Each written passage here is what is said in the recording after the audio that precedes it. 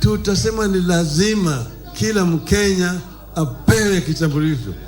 Viongozi ambao waliandamana na Raila walitoa wito kwa serikali kushughulikia swala la gharama ya juu ya maisha.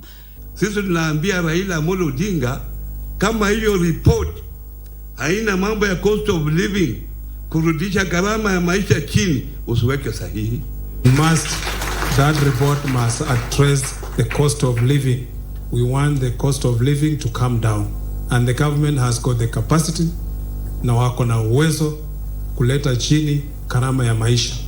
Kiongozi huyo aliwahimiza vijana kujisajili na kupata vitambulisho, huku chama cha ODM kikiendelea kuwasajili wanachama wapya. Nataka watu vijana wetu ambao wamehitimu umri ya miaka 18 wawe na vitambulisho na waende wachukue nini? Waende wachukue kura. Tunataka kuzidisha idadi ya watu wetu ambao watachukua kura. Serikali ilikuwa imetangaza kuongeza ada kutuma maombi ya kupata kitambulisho mpya hadi shilingi 1000, na lakini ikapunguza tena ada hiyo hadi shilingi 300. Ada ya kutafuta kitambulisho kingine baada ya kupoteza kitambulisho cha awali ilipunguza kutoka shilingi 2000 hadi 1000. Khalid Abdullahi, Darubini.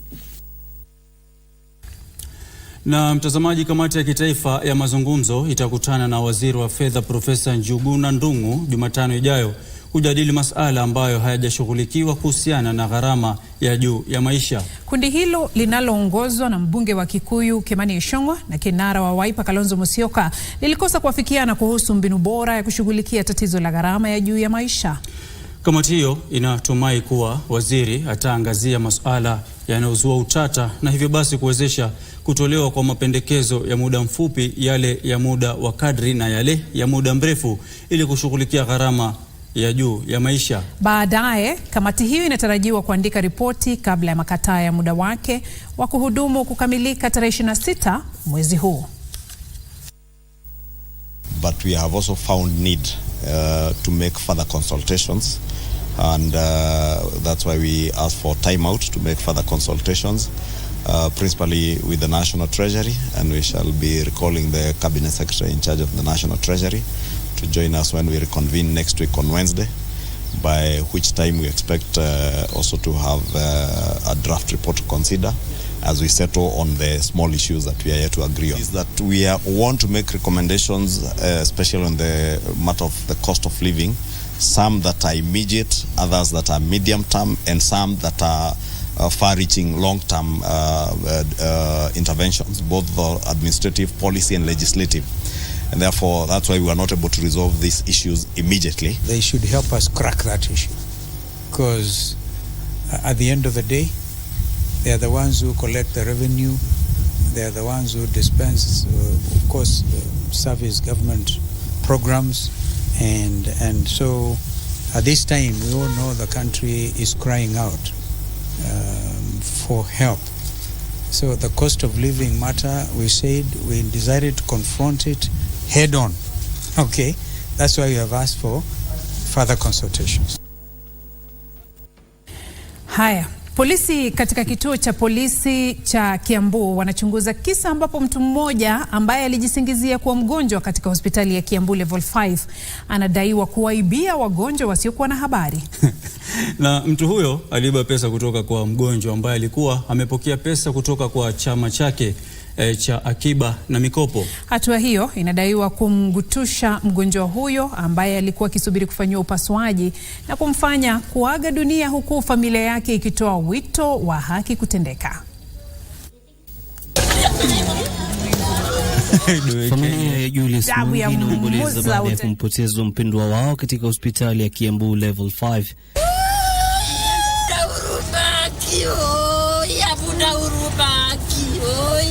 Julius alilazwa katika hospitali hiyo ambapo alitarajiwa kufanyiwa upasuaji ambao ungegharimu familia hiyo shilingi 21,000. Familia hiyo iliitisha muda wa kutafuta pesa hizo. Chama chake cha ushirika cha akiba na mikopo kilijitokeza kumnusuru kwa kulipa shilingi 11,000 kabla ya mkasa kutokea. Sasa Saturday jioni ndio nilisikia hiyo pesa imetolewa. Nikakuja huku Sinjana.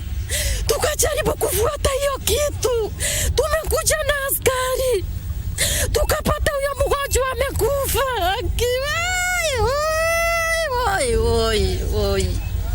na yule mwizi tunasikia kwa hapo ndani.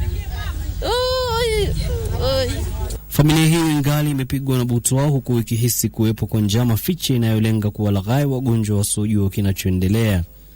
Kifo cha Julius kimeibua maswali ya uadilifu wa wafanyikazi wa hospitali hiyo, huku familia nyingine kadhaa zikiripoti visa sawa na hicho. Sasa ni kama amepara wagonjwa wengi juu wanalia, kuna wameibiwa 600, wengine wameibiwa simu, na huyo mtu wako tu hapo ndani anazunguka anajifanya ati anawasaidia. Kuna vitu zingine zinauma Sasa daktari na wao huku wanasema hiyo kitu ilikuwa inaendelea. Watu kama wewe unakuja unasema huyu mtu fulani anaambiwa ni huyu, lakini hawafuatilii. Pesa ilitumwa, kijana akatoa pesa yote kabisa, akafuta message na akabandilisha pin. Maafisa husika wametakiwa kuharakisha uchunguzi na kuwafungulia mashtaka wanaohusika na njama hiyo mbovu.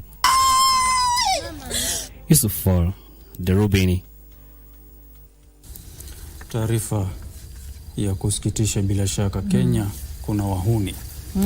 Na kwingineko, washikadau wanataka juhudi za pamoja kuchukuliwa katika kuwalinda watoto dhidi ya unyanyasaji na kutelekezwa. Washikadau hao wamesema wanalenga kuangazia uhai wa mtoto, ukuaji na ulinzi pamoja na kuhusishwa. Hanajiri huku taifa likijiandaa kwa kongamano la pili la kimataifa kuhusu ulinzi wa mtoto barani Afrika litakaloandaliwa kati ya Novemba 22 na 24. Kenya inajiandaa kwa maandalizi ya kongamano la pili la kimataifa kuhusu ulinzi wa watoto barani Afrika litakaloandaliwa kati ya Novemba 22 na 24 katika chuo kikuu cha Daystar.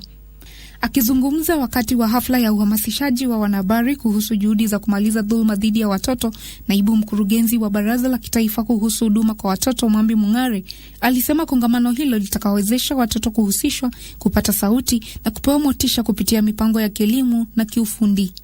Child survival, child development, child protection and child participation. On child participation, why it is very important, you cannot talk about us without us. So we have to involve children. Aliongeza kwamba visa vya dhuluma dhidi ya watoto vimepungua kwa 24% humu nchini kwa mujibu wa utafiti kuhusu dhuluma dhidi ya watoto. The Violence Against Children Survey of 2019, which clearly indicated that violence had gone down. You know, even if you reduce by 1%, it is a plus for our government and for everybody. Violence against children had gone down from 80% to 56%. Is to look at what are the gaps in terms of legislations for the protection of children in this country, for the promotion of their welfare. Ours go beyond protection per se, but also look at the welfare. Kongamano hilo litawaleta pamoja wakereketo wakuu na washikadau katika nyanja ya ulinzi wa watoto barani Afrika na kwingineko. Purity Musyoka, Darubini. Tukichana naye ama taarifa yake Purity, tuelekee kwenye masuala mengine. Tume ya Kitaifa kuhusu Ardhi inasema njia pekee ya kutatua changamoto kuhusu ardhi humu nchini ni mazungumzo na ushirikiano kati ya wakereketwa katika sehemu za mashinani. Akizungumza wakati wa uzinduzi wa zana za uchapishaji wa chama cha muungano wa ardhi humu nchini mwaka 2023 katika hoteli moja jijini Nairobi, mwenyekiti wa Tume ya Kitaifa kuhusu Ardhi Gershon Otachi alisema kuna haja ya kuanzisha mazungumzo kati ya wabuni sera na jamii zilizoathirika. Muungano wa ardhi nchini hadi sasa umezuru kaunti 25 ili kuongeza ufahamu na uhamasisho miongoni mwa wahusika wote kuhusu haki za ardhi.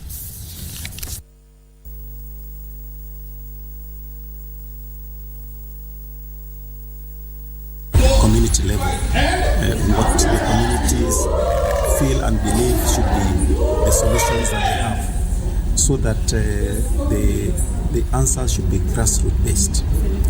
What the communities consider as potential solutions. Then county governments at the next level, because county governments also, having been elected at that level, are also closer to the communities than national government.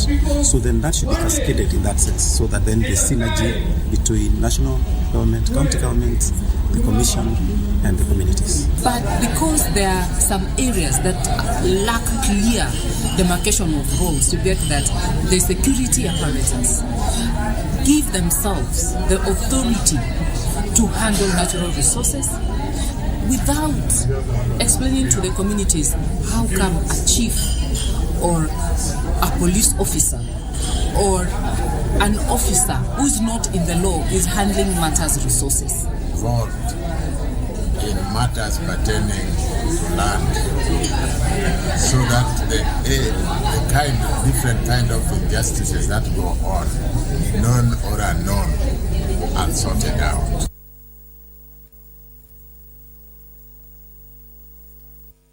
Na mtazamaji, ni wakati wa kupata pumziko fupi na pengine tupige kikombe cha chai moto kutokana na baridi ndani ya studio, alafu tutarejea na taarifa zaidi. Usina mbali.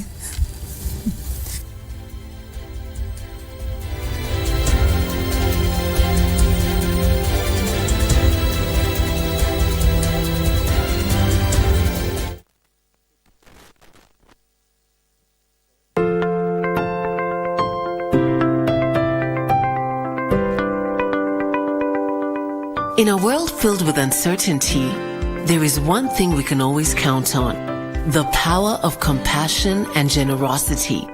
Every day, families in Kenya face unimaginable challenges and hardships. They struggle to put food on the table, provide shelter for their loved ones, and access basic health care. But today, you have the power to make a difference. By just contributing 1 shilling and 50 cents from your airtime, your generosity can provide access to sanitary pads, nutritious food, clean water, education, and life-saving medical care to those who need it most. To support this cause, please tune in to your favorite radio station under the KBC umbrella for step-by-step instructions on how to subscribe. KBC Helping Hands. Together, we can make a difference and bring hope to those in need. It's a cocktail of emotions. The puns that cracks up the family. Greed that yields power and a hunger for success. Friends turn to foes. Survival for the fittest is the drive. Who are we blackmailing? But nothing beats the feud in a family where one disappears and another fights for the crown. It was not supposed to go this far. It's the desire to succeed that keeps us going, the deception that keeps us digging, and the laughter pill that keeps us living.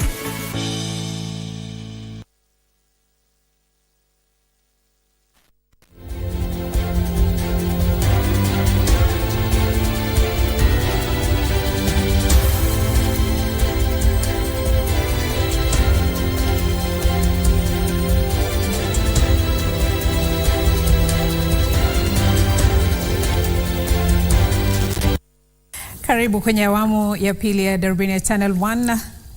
Na mtazamaji, miti milioni 11 imenakiliwa katika mtandao wa Jaza Miti kufikia sasa baada ya Wakenya kuadhimisha siku kuu ya kwanza ya kitaifa ya kupanda miche ya miti. Hatibu wa serikali Isaac Mwaura alifichua kuwa miti milioni 150 ilipandwa kati ya miti bilioni 15 inayolengwa kupandwa. Huyu hapa Jiverson Maina na taarifa hiyo. Maadhimisho ya siku ya kwanza ya upanzi wa miche ya miti humu nchini iliandaliwa Jumatatu tarehe 13 mwezi huu. Wakenya walitumia siku nzima mashambani, kwenye hifadhi za barabara, mashamba yasiyotumika na misitu, huku serikali ikioleta pamoja wadau ya sekta ya umma na ya kibinafsi kupanda miche ya miti kama sehemu ya mpango wake kabambe wa kupanda miti bilioni 15 katika kipindi cha miaka 10 ijayo. Na hii leo, msemaji wa serikali ya Isaac Mwaura akitoa ripoti ya ufanisi wa mpango wa upandaji miche, alisema kuwa mpango huo wa serikali ulikuwa umeanza vyema. National Tree Growing Day, not planting, growing day, provided a significant impetus of accelerating the number of seedlings planted. Miche milioni 150 ilipandwa. The manual tallying as of 14th of November, that is yesterday, 2023, shows that the country planted over 150 million trees. Kulingana na Mwaura, mpango wa ukuzaji miti ulikuwa wa maana na programu ya Jaza Miti ilikuwa imenakili rekodi. So far, a total of 10,794,604 trees have been documented in the Jaza Miti app. Ili kufikia lengo la upanzi wa miti bilioni 15 kufikia mwaka 2032, serikali inalenga kupanda miti bilioni 1.5 kila mwaka. Aidha, Mura alitetea serikali kuhusu nyongeza ya bei ya mafuta, akisema juhudi za serikali zilihakikisha bei ya mafuta haipandi zaidi. Without this stabilization, petrol would retail at Kenya shillings 229 shillings. Aidha, aligusia safari za nje za rais, akisema manufaa yake yanazidi gharama. Givasnma na Darubini. Haya, tukisonga mbele mtazamaji, miito ya kuchunguzwa mara kwa mara kwa viwango vya sukari mwilini ilisheheni huku Kenya ikijiunga na ulimwengu kuadhimisha siku ya kisukari ulimwenguni. Madaktari wa hospitali ya mafunzo ya utabibu, utafiti na matibabu maalum ya Chuo Kikuu cha Kenyatta walielezea kufadhaishwa na idadi kubwa ya watu wanaougua ugonjwa wa kisukari na wakataka watu kutosita kupimwa ili kubainisha hali zao. Sarafina Robi na taslifu ya maadhimisho hayo yenye kauli mbiu upatikanaji wa huduma za kisukari. Maadhimisho ya siku ya kisukari ulimwenguni katika hospitali ya utafiti na matibabu maalum ya Chuo Kikuu cha Kenyatta iliadhimishwa kwa uchunguzi wa ugonjwa wa kisukari kama sehemu ya kutoa uhamasishaji kuhusu ugonjwa huo. Dr. Caroline Mithi katika hospitali hiyo alisema mtu mmoja kati ya 10 ana ugonjwa wa kisukari, lakini ni theluthi moja pekee wanaopatikana na ugonjwa huo na kuwataka Wakenya kuchunguzwa. Part of the treatment for the diabetes is, especially type 2, is lifestyle, meaning that you have to exercise at least 30 minutes every day and eat right, eat foods less in carbohydrates and sugar, and eat vegetables and lots of water. Changamoto kubwa ni finances. Kwa vile unahitaji madawa, unahitaji insulin, unahitaji madawa zingine, unahitaji pia glucometers. Glucometers ni pesa mingi kidogo. Madawa pia ni pesa mingi. Mithi pia alibainisha kuwa idadi ya watoto wanaopatikana na ugonjwa wa kisukari almaarufu type 1 na type 2 kwa watu wazima na wazee inaongezeka. Wakati huo wahudumu wa afya ya jamii katika kaunti ya Kilifi wanaelezea wasiwasi wao kuhusu gharama ya matibabu, wakisema wagonjwa wa kisukari katika kaunti hiyo wanasusia na hata kukosa matibabu kufuatia ongezeko la ada za hospitali kabla ya kuona daktari katika vituo vya afya vya umma. Wagonjwa wa sukari kuna wengine hata hawatoki kwa nyumba. Wazee ambao pengine hata wale wanawategemea hawako. Hizo dawa kununua ni changamoto. Hizo changamoto zinafanya tunapata defaulters wengi. Wa defaulters wakiwa wengi hospitalini, sisi HIV ndio tunadaumiwa. Katika kaunti ya Kakamega, mkurugenzi wa huduma ya matibabu katika kaunti hiyo Stephen Wandei alifichua kuwa watu 4 kati ya 10 wana kisukari katika kaunti hiyo, ilhali hawajui hali zao kutokana na kiwango cha chini cha watu wanaojitokeza kuchunguzwa. Diabetes, what is now said that in Kenya 1 in 2 persons living with diabetes don't know they have diabetes. Most of our people are either pre-hypertensive or pre-diabetic. They do not know. That's why we the CHPs here, so that we also engage with them and refresh them when they go to the community.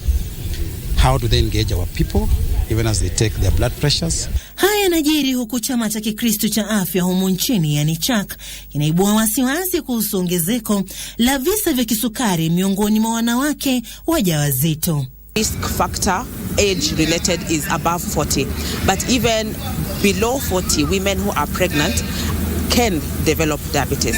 When diabetes is not diagnosed and treated during pregnancy, there is a risk of having a big baby, and delivery will be a problem because of the size of the baby. Where we know diabetes is very common, about 3.5% of all Kenyans have got diabetes.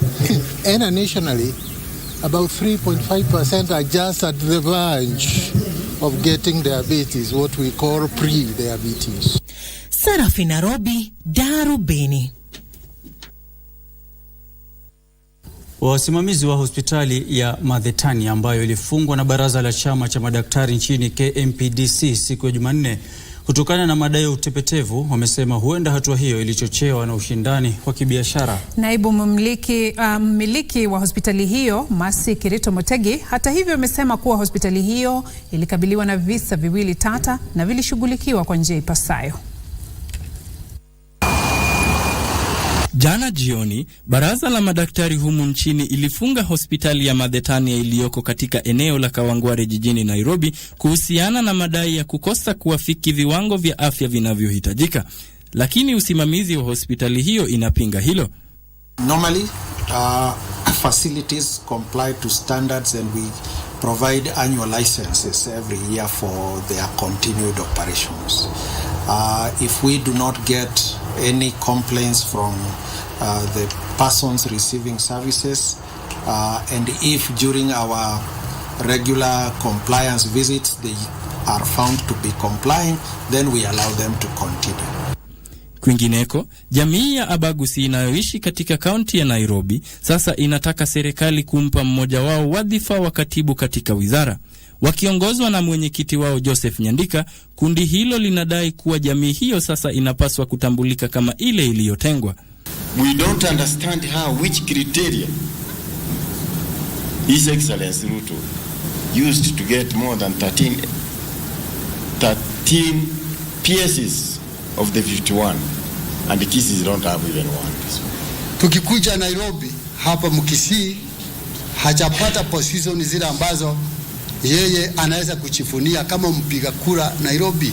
Serikali kupitia Baraza la Kitaifa la Watu Walio na Ulemavu imeanza ujenzi wa madarasa na kutoa vifaa kwa shule ili kusaidia katika masomo, hususan kwa watoto walio na ulemavu katika kaunti ya Migori. We also assess the numbers and also the community, the need for in terms of learners, and we only provide for learners with problems.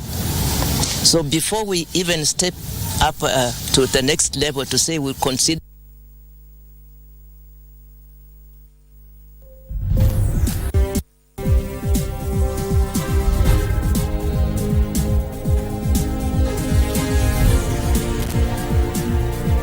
Karibu sasa mtazamaji, ni kupashe za biashara. Tyler Moka yuko studioni, atakuletea zile za spoti, na mwisho ni wa taarifa hizi tujifunze lugha ishara.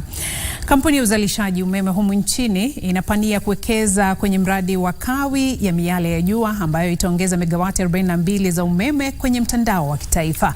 Kampuni hiyo imesema miradi yake ya uzalishaji umeme inatoa kawi ya kutosheleza taifa hili licha ya mvua kubwa inayoshuhudiwa katika maeneo mbalimbali hapa nchini.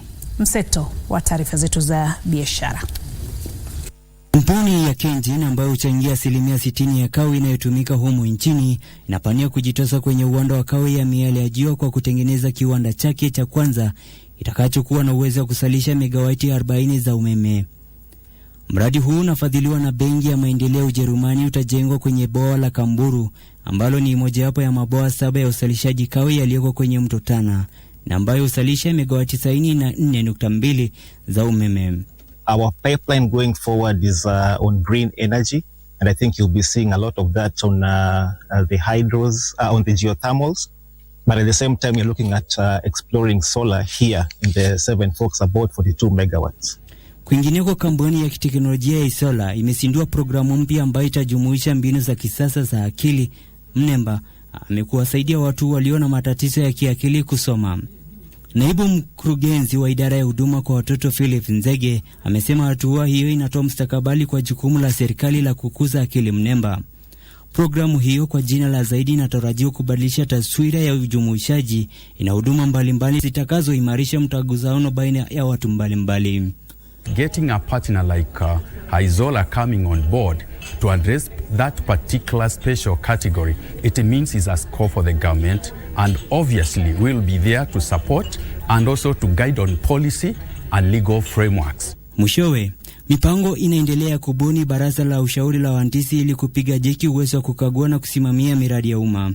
Naibu Rais Rigathi Gachagua amehimiza wahandisi kuwafikia makubaliano ya kisheria ili kuepukana na kulagaiwa na matapeli. Alisema haya wakati wa kongamano la 30 la wahandisi ambapo alitoa wito kwa kubuniwa kwa sheria na kanuni mahususi ili kulainisha sekta hiyo. We are really very grateful to the profession, but we have a 5% of engineers who are not very straight.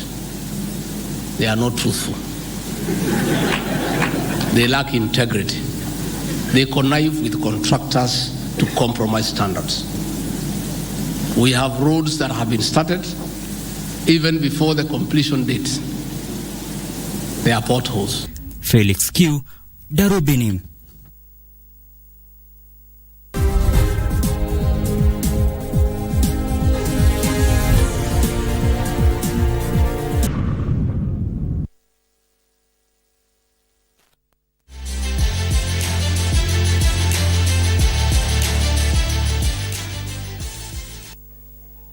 Na hujambo na karibu sana katika Darubini Michezo. Mimi ni Lemuka, na kwanza tuanze na taarifa za soka ambapo timu ya taifa ya soka Harambee Stars iliwasili salama wa Salmin nchini Gabon kabla ya mechi yao ya kwanza ya michuano ya kufuzu kwa kombe la dunia mwaka 2026 dhidi ya wenyeji kesho mjini Franceville.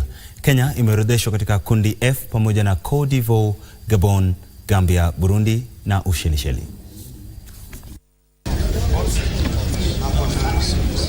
Stars itachuana na Gabon kesho kwenye mechi yake ya kwanza ya kufuzu kwa kombe la dunia mwaka 2026, kisha ichuane na Ushelisheli Jumatatu ijayo mjini Abidjan, Ivory Coast. It's not only about the talent of the players, it's also about how they fix in your system, in your football philosophy, plus character. So this all needs time. Now I think we have a team, but still we have to work on details. This means tactically, especially details, where we have to work on more.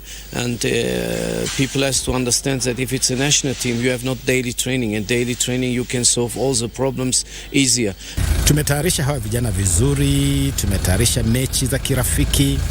Tumekuwa kule Mauritius, tumekuwa Iran, tumekuwa Qatar, tumecheza na Russia, tumecheza na South Sudan. Ninaamini ya kwamba tumefanya matayarisho bora.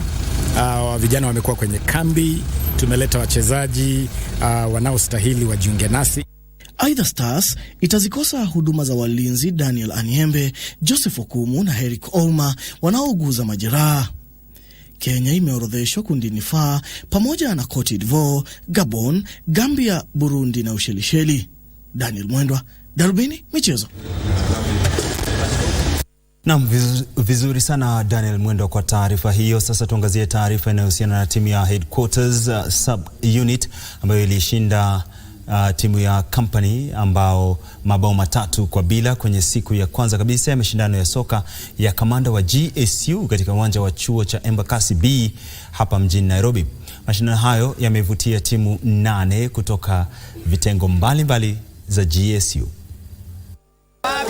Suleiman Moito alifungia Headquarters Sub-Unit iliyo katika kundi bao la kwanza katika dakika ya 10 ya kipindi cha kwanza, huku Kevin Odiwara akifunga bao la pili katika dakika 20 baadaye. Steven Jura alifunga bao la 3 katika dakika za mwisho ya kipindi cha pili na kuhakikishia timu hiyo ushindi huo.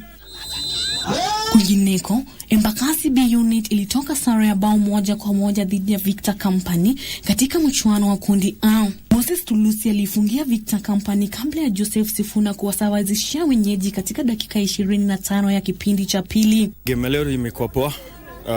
Tulianza on a low note, ndo tukakuja kupatikana off guard na hiyo penalty, but after that tumejicompose, tukakuja na hiyo comeback ya draw. Sendalchi na vitu zingine, at least wengine unapata wakumeenda nje, but at least ikirudi ita keep askari busy, ile the youth in them itatoka. So hiyo mambo ya kutumia the other drugs nini, at least itatoka kwa askari. Kwenye mechi nyingine, Quebec Company ilishinda Golf Sub-Unit bao 1-0, huku November Company ikitoka sare ya bao 2-2 na Rec Sub-Unit. Wamekuwa na mpira mzuri, pia sisi tumestrike vizuri, tumengangana. Hopefully we have team victor, and as our name says, we are victorious. Ile first half tulikuwa sawa, but second half watu wetu walichoka, being that maybe pia hatukuwa na wachezaji wengi wale tunaweza tegemea wa akiba, but all in all a draw si mbaya, tulikuwa kwao. Madhumuni ya mashindano hayo ni kuwaunganisha maafisa wa polisi, kuhakikisha wako sawa kiafya na kuhakikisha hawana magonjwa ya kiakili ambayo yameongezeka humo nchini. Fainali ya mashindano hayo itachezwa siku ya Jumamosi katika makao makuu ya GSU Ruaraka. Sila Onyango, Darubini Michezo. Na Mathare United ilichupa kileleni mwa jedwali ya ligi ya Super baada ya kuandikisha ushindi wa magoli 2-0 dhidi ya Nairobi United kwenye mechi ya kusisimua iliyochezwa leo katika uwanja wa Ruaraka. Mabao kutoka kwa Timothy Otieno na Meshak Otieno yalizidisha msururu wa Mathare wa ushindi hadi mechi 7. Mathare United walitawala mechi hiyo tangu mwanzoni, huku wakifunga bao katika dakika 20 kupitia mchezaji Timothy Otieno kabla ya kipindi cha kwanza kukamilika.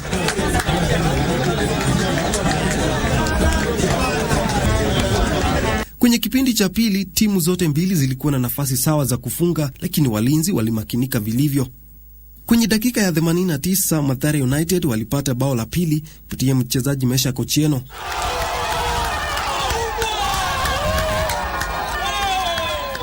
Kupitia ushindi huo, Mathare walichupa hadi kileleni pa jedwali kwa alama 22, huku Nairobi United ikishikilia nafasi ya 7 kwa alama 13. Za football zenye zinatupatia sisi kama technical bench, mimi na technical bench yangu kutry kufigure out nini tumefanya right, nini hatujafanya right, na yenye imetuweka kwa situation yenye tumechukua the result ya ku lose game leo.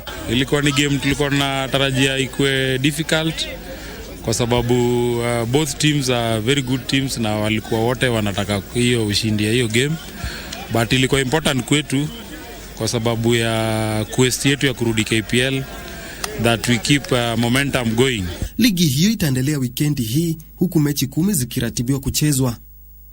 Kingori Mwangi, Darubini Michezo. Timu ya kinadada ya Barcelona ilipiga Benfica magoli 5-0 katika kuwania ubingwa wa Champions League kwa akinadada. Taarifa hiyo utakuwa unaipokea mwendo wa saa 3 kwa lugha ya King'eng'e. Kwa sasa na kuregesha darasani, mimi ni Isaac Lemoka na nimetoka. Asante kwa hizo za spoti @Lemoka. Ingawaje ingekuwa vizuri usalie darasani. Hivi leo tuna muda mfupi. Ningependa tujifunze mambo mawili. Mvua ya kawaida, yani mvua inanyesha. Lakini wakati ambapo unataka kusema yani mvua nyingi kama ile El Nino, mvua ambayo inasababisha mafuriko, yani mvua nyingi unasema mvua nyingi. Mvua nyingi. Heavy rains. Lakini ukitaka kusema tu mvua. Na hivi sasa pia kuna mvua nyingi. Kabla tuingie studio kulikuwa na mvua nyingi ambayo imekuwa ikinyesha hapa Nairobi.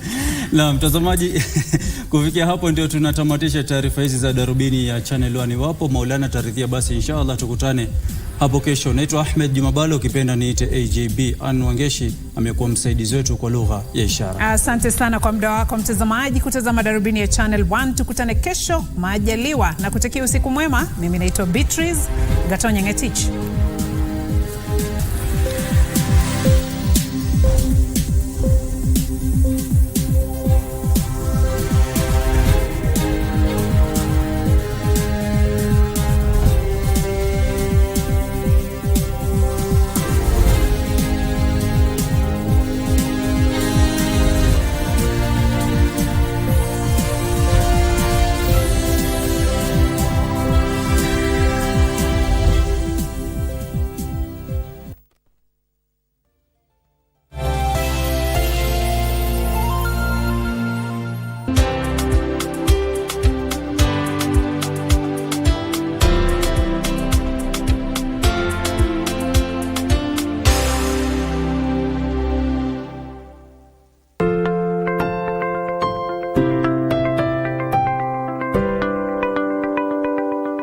In a world filled with uncertainty, there is one thing we can always count on: the power of compassion and generosity. Every day, families in Kenya face unimaginable challenges and hardships. They struggle to put food on the table, provide shelter for their loved ones, and access basic health care. But today, you have the power to make a difference. By just contributing 1 shilling and 50 cents from your airtime, your generosity can provide access to sanitary pads, nutritious food, clean water, education, and life-saving medical care to those who need it most.